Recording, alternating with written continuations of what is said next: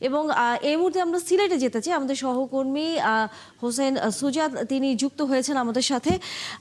সুজাত, আপনি যেখানে দাঁড়িয়ে আছেন আমরা দেখতে পাচ্ছি সেই কেন্দ্রে নারী ভোটাররা দাঁড়িয়ে আছেন এবং একই সাথে নারী ভোটারদের প্রতিক্রিয়া জানানোর পাশাপাশি সেখানকার সার্বিক অবস্থা কেমন দেখছেন?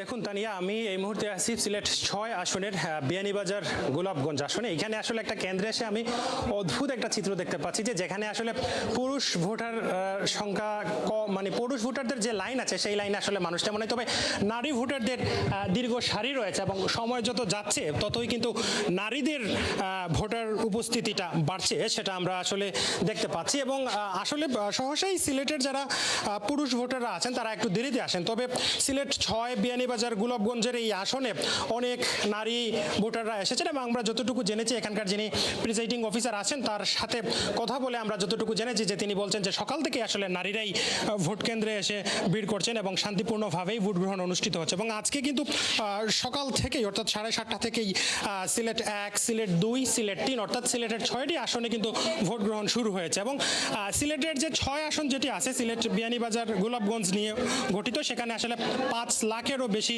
ভোটার সংখ্যা আছেন। গতকাল বিভিন্ন জায়গায় কিছু বিচ্ছিন্ন ঘটনা ঘটলেও তেমন প্রভাব আসলে পড়েনি। এখন পর্যন্ত যারা প্রার্থী আছেন সিলেটের ৬টি আসনের তারা সবাই সন্তুষ্টি প্রকাশ করছেন এবং কেউ কিন্তু ভোট বর্জন করেননি এবং সময় যত যাচ্ছে সিলেটের ভোট কেন্দ্রগুলোতে ভোটার উপস্থিতি বাড়ছে। এবং আমরা আজকে সিলেটের এই ৬ আসনে আমরা যেটা দেখতে পাচ্ছি যে তরুণ ভোটাররাও এসেছেন এবং আমাদেরকে অবাক করেছে বৃদ্ধ একজন ভোটার ৮০ বছরের বেশি বয়স, উনি কিন্তু ভোট দিতে এসেছেন এবং তিনি শান্তিপূর্ণভাবে ভোট দিয়ে তিনি আল্লাহর প্রতি শুকরিয়া আদায় করেছেন এবং তিনি বলছেন যে দীর্ঘ এত বছর পর তিনি শান্তিপূর্ণভাবে ভোট দিতে পেরেছেন। এবং এর আগে অর্থাৎ আওয়ামী লীগের আমলে যখন ভোট হতো তখন কিন্তু রাতে ভোট হয়ে যেত, এবার কিন্তু সেই চিত্রটা ভোট কেন্দ্রে নেই, যার কারণে যারা নারী ভোটার আছেন তারা কৃতজ্ঞতা প্রকাশ করেছেন। এবং এই মুহূর্তে আসলে ৯টা বাজে, ৯টা অর্থাৎ ৭:৩০ থেকে এখন ৯টা বাজে ভোটার উপস্থিতিটা বাড়ছে এবং বেলা বাড়ার সাথে সাথে সিলেটের ভোট কেন্দ্রগুলোতে আরও ভোটার উপস্থিতি